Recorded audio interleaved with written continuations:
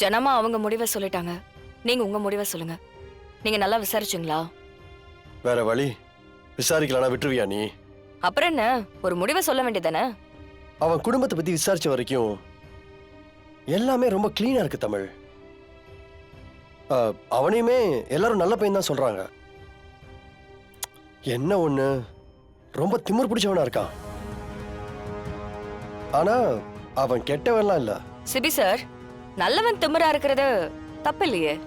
தப்பு இல்லதான், ஆனா உள்ளுக்குள்ள ஏதோ ஒரு இன்ஸ்டிங் உறுத்திக்கிட்டே இருக்கு தமிழ். அதனாலேயே எனக்கு அவனை சுத்தமா பிடிக்கல.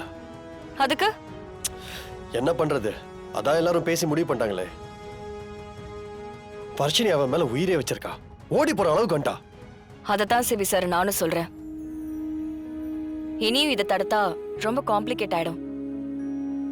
நமக்கும் அது மரியாதையா இருக்காது. பேசி கல்யாணம் பண்ணி வைக்கிறது தான் முறை. தமிழ், சேது என் சொந்தம் தமிழ். இப்பவும் சொல்றேன், அவனை விட ஒரு நல்லவன் எங்க தேடினாலும் கிடைக்க மாட்டான். சேதுவா இல்ல வர்ஷினியோட விருப்பமா, நான் எதை சூஸ் பண்றது தமிழ்? நீ அவனை எதை பார்த்து லவ் பண்ண? அண்ணா, உனக்கு எப்படி பிரபுவை பிடிக்கலையோ அதே மாதிரி தான் எனக்கும். எனக்கு ஸ்டார்டிங்ல சுத்தமா பிடிக்கல. அவனை கண்டாலே எனக்கு டென்ஷன் தான் ஆகும். ஆனா போக போக அவனோட ஹானஸ்டி, அவனோட திறமை, ஒளிவு மறைவு இல்லாம பேசுறது, அவனோட தைரியம், இதெல்லாம் எனக்கு ரொம்ப பிடிச்சிருந்துச்சு. உனக்கு ஒண்ணு தெரியுமா, முதல்ல லவ் சொன்னது நான் தான். அதுக்கப்புறமா அவன் ஓகே எல்லாம் சொல்லல. இதெல்லாம் செட் ஆகாது, விலகி போயிடுன்னு சொல்லி ஒதுங்கிட்டான். நான் தான் அவன் பின்னாடி போய் அவனை ஒத்துக்க வச்சேன். நீயே சொல்லு, இப்படி ஒரு பொண்ணு, அதுவும் ஜனாமாவோட பேத்தி, வாலண்டியரா போய் ஒரு பையன் கிட்ட லவ் சொன்னா அவன் வேண்டான்னு சொல்வானா? அப்பவே தெரிய வேண்டாமாண்ணா அவனோட ஆனஸ்டி? இதெல்லாம் தான் எனக்கு அவன் மேல லவ் அதிகமானதுக்கு காரணம். வர்ஷினி, பிரபு, வீட்ல எல்லாரும் நம்ம கல்யாணத்துக்கு ஓகே சொல்லிட்டாங்க. ஜனம்மா கூட ஓகே சொல்லிட்டாங்க.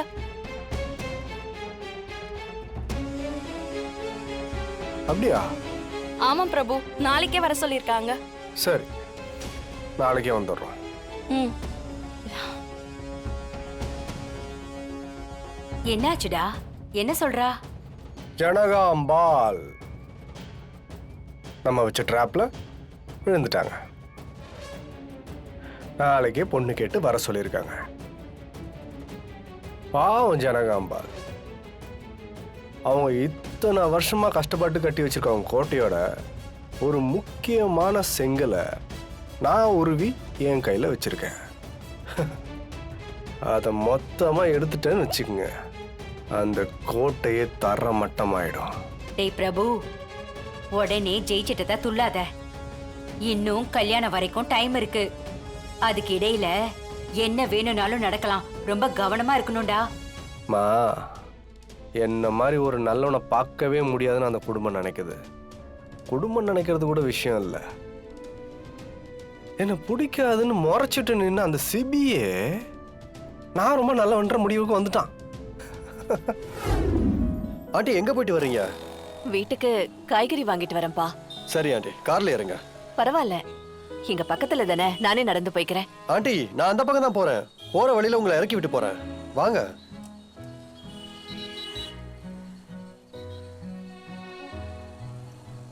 ஏன் ஆண்டி, என் கார்ல வர மாட்டீங்களா?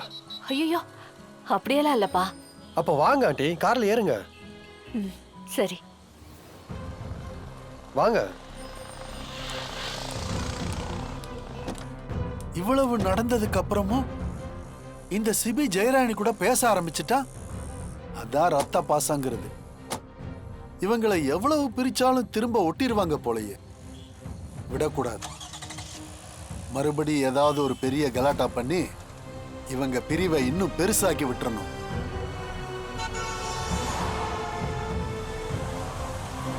அந்த செல்வரத்னத்தையும் இதே ஏரியாவில் தான் பார்த்தேன். இப்போ இவளையும் இதே ஏரியாவில் தான் பார்க்குறேன். இவ புருஷன் இல்லைன்னு சொல்லிக்கிட்டு இருக்கா. ஆஹா, இவங்களுக்குள்ள ஏதோ ஒரு குழப்பம் நடந்துகிட்டு இருக்கு. ஒருவேளை இவளே இவ புருஷனை மறைச்சு வச்சிருக்காளா, இல்ல அவன் தொலைஞ்சு போயிருக்கானா? Sorry sorry.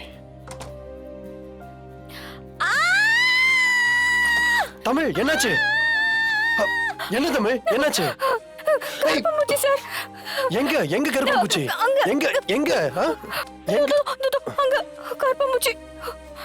சரி சரி இரு இரு இரு, நான் பாக்குறேன். எங்க அந்த கருப்பாம்பூச்சி?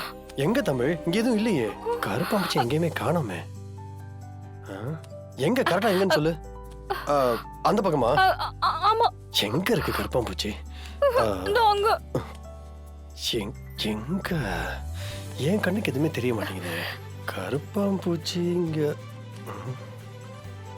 ஏய் தமிழ் என்ன பண்ணிட்டு இருக்க? சார் கருப்பாம்பூச்சி சார், எனக்கு பயம். கருப்பாம்பூச்சியா? தமிழ் நீ முதல்ல விடு, கையெடு. விடு. என்ன எதுக்கு இப்படி வளர்க்குறீங்க? நான் யாரு? உங்க வைஃப் தானே? கட்டி பிடிக்கிறதுல என்ன தப்பு?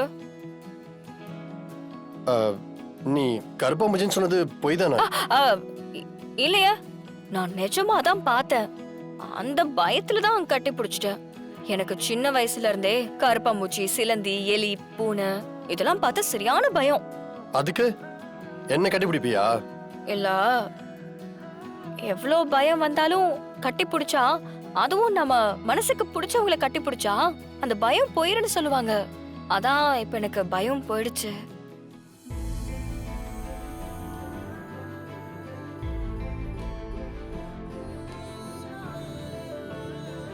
ஏய் இரு, தள்ளி நில்லு. ஏன்? நீங்க வர்ஷினி விஷயத்துல எவ்வளவு பொறுப்பா நடந்துக்கிட்டீங்க. ஒரு அண்ணனா கரெக்டா நடந்துக்கிட்டீங்க. இப்படி ஒரு பொறுப்பான பையன்தான் எனக்கு புருஷனா வரணும்னு நினைச்சிட்டு இருந்தேன். அதே மாதிரி நடந்துச்சு பாத்தீங்களா? நம்ம ரெண்டு பேருக்குள்ள இருக்கிறது புருஷன் பொண்டாடின்ற உறவே கிடையாது. நீ திரும்ப திரும்ப அந்த பாயிண்ட்லயே வந்து நிக்கிற. ஏன் வேற என்ன? நீங்க கட்டின தாலி என் கழுத்துல இருக்குல்ல, அப்புறம் என்ன சிபி? நீங்க ஏன் என்னை ஏத்துக்க மாட்டேங்கிறீங்க? எனக்கு உங்களை எவ்வளவு பிடிக்கும் தெரியுமா? உங்களுக்கும் என்ன பிடிச்சிருக்கு, அப்புறம் ஏன் இப்படி பண்றீங்க? தமிழ், இது விளையாட்டு இல்ல. நான் என்னோட லிமிட்ல கரெக்டா இருக்கேன். நீ அந்த லிமிட்டை திரும்ப திரும்ப கிராஸ் பண்ணிக்கிட்டே இருக்க. என்ன லிமிட்? அது நான் உன் கழுத்துல தாலி கட்டினது விருப்பப்பட்டு கிடையாது. அது ஃபோர்ஸ் பண்ணி என்ன கட்ட வச்சுட்டாங்க. அததான் 100 தடவை சொல்லிட்டீங்களே. ஆனாலும் உங்களுக்கு என்ன பிடிக்கும்ல? ஆமா பிடிக்கும் தான். ஆனா அதுக்கு பேர் லவ் இல்ல தமிழ். நான் விருப்பப்படாம தாலி கட்டினப்போ அது எப்படி கல்யாணம் சொல்ல முடியும்? இந்த கல்யாணமே செல்லாது தமிழ். இத பாரு தமிழ், இத வச்சுக்கிட்டு உன் மனசுல ஆசையை வளர்த்துக்காத.